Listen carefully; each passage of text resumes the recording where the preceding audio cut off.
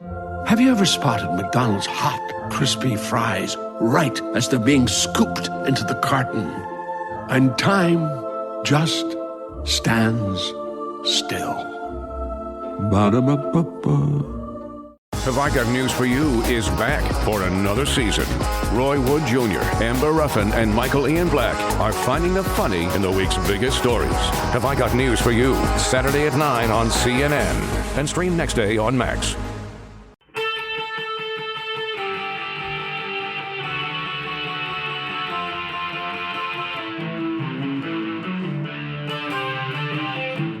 This is the Daily Blast from the New Republic, produced and presented by the DSR Network. I'm your host, Greg Sargent.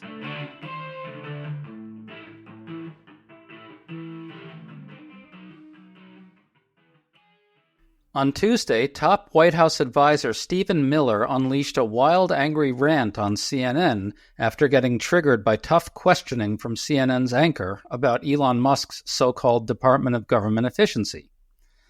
This comes even as one of Musk's silliest lies yet, the idea that he had found rampant fraud in Social Security, imploded rather spectacularly under basic scrutiny. The through line here is that the great illusion that Musk, Donald Trump, Miller, and others are trying to push, that they're rooting out immense amounts of waste, fraud, and abuse in the government, is collapsing all around them, which shows how flimsy all the MAGA myth-making has truly become. We're talking today about all this with writer Jill Lawrence, who has a new piece for The Bulwark arguing that the Musk enterprise has revealed that the emperor really has no clothes. Two emperors, actually, Musk and Trump. Jill, thanks for coming on. Thanks for having me, Greg. So let's start with Stephen Miller. He was getting questioned by CNN's Brianna Keilar about some of the technical intricacies of various protections that civil servants enjoy. Then Miller just kind of rolled over the specifics, and this happened. Why are you not celebrating these cuts? If you agree there is waste, if you agree there is abuse, if you agree there is corruption, why are you not celebrating the cuts, the reforms that are being instituted? Every day that no action is taken, the entire salaries of American workers that are taxed disappear forever. Stephen, let's calm down. This is we're not having a debate. There's no reason about whether there are places. You are clearly trying to debate me, and I will be as excited as I want to be about the fact that we are saving Americans billions of dollars, that we are ending the theft and waste and grift and corruption, that we are stopping American taxpayer dollars from subsidizing a rogue federal bureaucracy.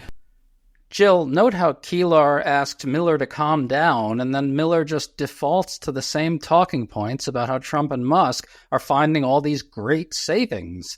If he just says it loud enough, it'll be true. Your reaction to this? Well, he was using words to really trash and slur the federal workforce. He was implying that everybody that they got rid of was due to corruption, theft, the rogue federal bureaucracy, and they're saving billions of dollars, when in fact what they're doing is endangering, federal programs. They're endangering people in foreign countries working for the government. They're endangering flights and aviation, public health. They're doing this willy-nilly, and they're not having any kind of discriminating evaluation, and they don't really know how many people they've gotten rid of or how many people they need to get back, because they suddenly realize they find out that these people were protecting nuclear weapons stockpiles or something like that. I mean, it's just completely crazy. And I think, what's backfiring is there are so many of these individual tales, including people who, don't have electricity or medical care in foreign countries because they worked for USAID, and suddenly everything was cut off. And there's just no organization to it, and no proof anywhere, no evidence that money is being saved, or that these are functions that we shouldn't have to support our government. Yeah, the problem that Doge faces right now is that they're not coming up with the goods. So the other day, Elon Musk claimed that Doge had found examples of 150-year-olds getting Social Security.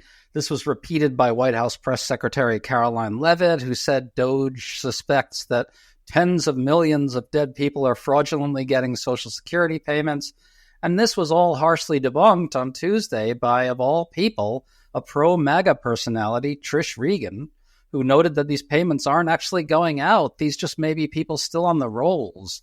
Trish Regan admitted that, quote, this is not the huge find people had hoped for, and Doge got out over its skis. Jill, if even MAGA journalists can't swallow what Doge is peddling, that's pretty bad. What does that tell you? Well, they're sloppy, and they're trying to do this, the move fast and break things model. It doesn't even work all the time for the private sector. It certainly doesn't work for a government with a lot of responsibilities. And the situation they're talking to had to do with, a computer coding system that a lot of young people and people like me who don't know computer coding don't know anything about. My understanding is that the people in charge of these databases at Social Security Administration figured out that it was going to cost a huge amount to clean out the database and decided to ironically save money by leaving in all these names that everyone else who's familiar with the system apparently knew were not getting checks. It's unbelievable. I want to go to your piece for a second. You referred to this a little earlier, that people and programs are actually being put at risk. That's the real story here.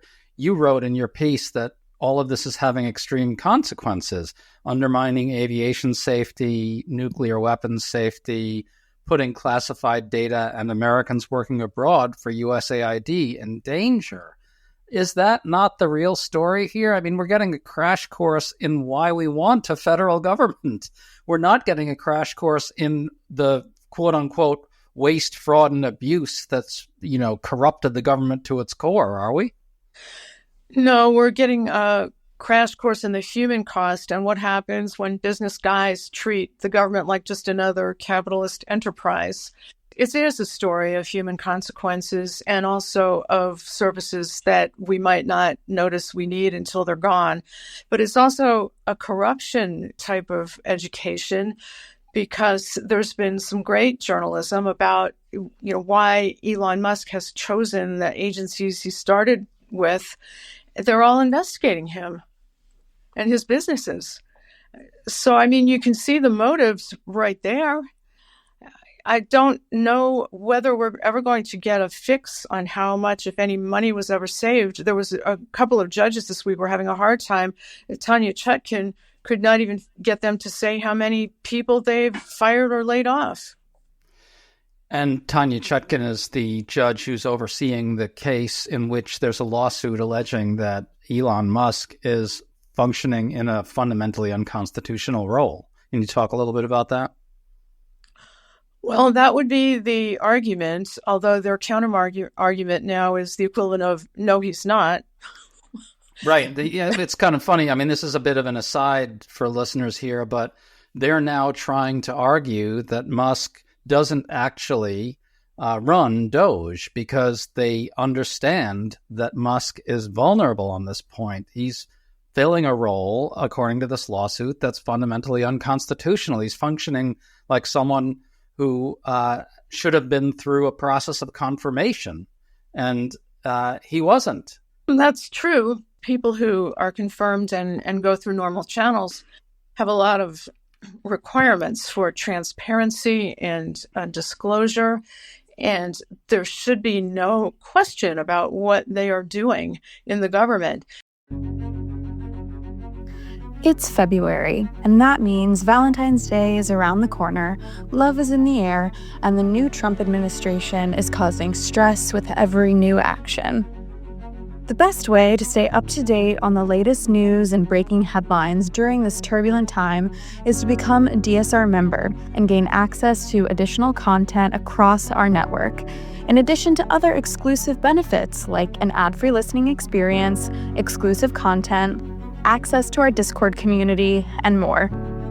Use code DSR2025 to get 40% off of your membership and sign up today at thedsrnetwork.com/buy. That's DSR2025 at thedsrnetwork.com/buy. Thank you and enjoy the show. I think there's a bigger problem here. It's that MAGA mythology about the deep state is the thing that's not sustainable. The deep state is not deeply corrupted and shot through with fraud. It's not run by parasites. Its beneficiaries aren't parasites, as Musk said the other day. It's the American people. The government is run by professional civil servants, and it's the reason we have a highly functioning society. So the bigger mythology is the thing that they can't sustain. What do you think of that? I think that you're right in that you could turn that argument on its head and say that Musk is the parasite. He's the one with the government contract. He's the one getting billions and billions. He's the one who's apparently, this may not be related, but it's sort of related. In Delaware now, he's been trying to get billions and billions, tens of billions and billions of a payout from Tesla. And now it looks like, after a judge turned it down twice as not on the level, they may be changing the law to accommodate him. I'm going to have to look up into that some more because that just seems not the right thing to do. But, he's just going to soak everything for all it's worth, including the government. In fact, his space company, SpaceX, which just had a crash that endangered aircraft in the air, is now supposedly going to be helping us make our aviation safer. I mean, it's ludicrous. Musk is known to personally hate having SpaceX subjected to government regulation and oversight, and he's the guy who's going to fix the government from that perspective. It's the whole thing is it's topsy-turvy. It's really the through the looking glass MAGA style. Well, it really is, and you have to wonder where he gets the time, considering he has a dozen children at this point. Good point.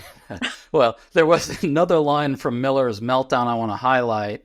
He said to Kylar, quote, "I realize that even a brief interruption in federal employment is a great crisis for you and for CNN." Now, this idea that there's this monolithic enemy that Trump is taking on, one that is comprised of both the media and the deep state, is such a ridiculous and embarrassing fiction. It's amazing that someone like Miller, who's not dumb, would try to go on national TV and say it with a straight face. But can I ask, Jill, is the game here that Miller knows MAGA believes this myth, or that MAGA will get excited if Miller stages a showdown with a fake news anchor, regardless of the details? What's going on here? I don't think that there's any surprise that he's talking about the media having a great tragedy. I mean, the great tragedy is in every family that's been affected by this. People who had already lined up housing and daycare and all kinds of things in various places and now have no salary coming in. And, it's the typical callousness of how they deal with things. And it does play to his audience, because they hate the media. They've been primed to hate the media, and they do consider the media monolithic. So, I don't think he's going to lose any points with Trump supporters over that. It's just going to hear him talk about the hardship for the media is just crazy. I think we shouldn't even pretend that any of what Musk and Trump and Miller are up to is about government reform at all. Let's not even dignify the idea by playing along with it in any sense. It's about destroying the state in its current form. What do you think they envision replacing it? What's the long-term game plan here? I just go back to Russ Vought, the head of the Office of Management and Budget, and Project 2025.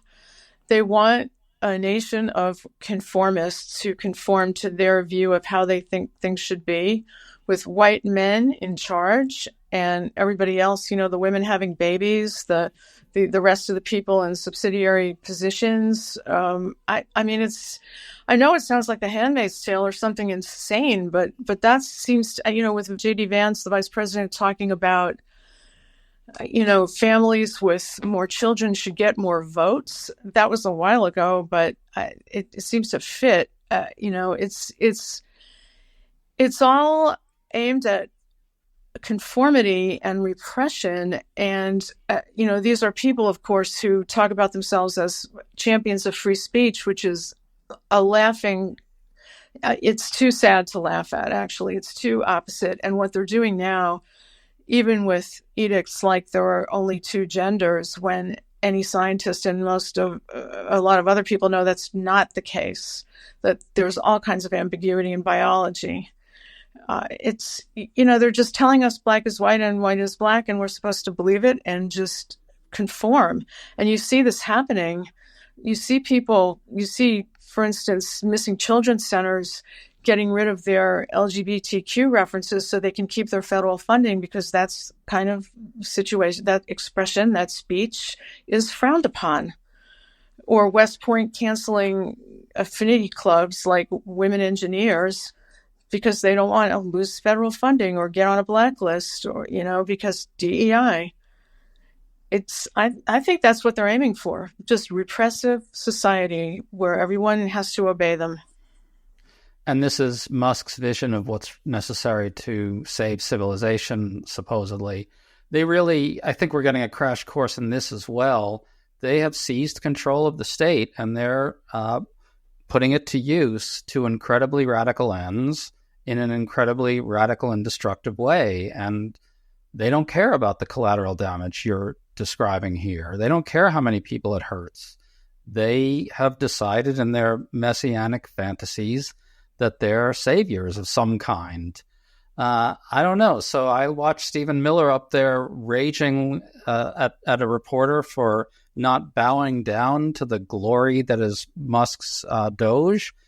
And I gotta say, it's not a pretty picture. It looks like it's headed to a very dark place. I think that's right in terms of the feds and the situation in Washington. I mean, more and more you're kind of hearing about economic consequences outside of the East or outside of Washington. You hear about park rangers and summer employees being canceled or fired in places like Zion National Park in Utah. And this is a big deal. It's very hard to understand how Republicans themselves are going to sustain this if they don't serve their constituents instead of Donald Trump. I mean, it's going to come down to that, don't you think?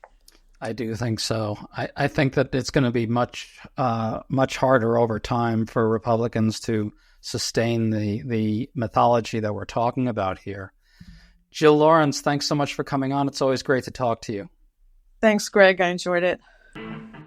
You've been listening to The Daily Blast with me, your host, Greg Sargent. The Daily Blast is a New Republic podcast and is produced by Riley Fessler and the DSR Network.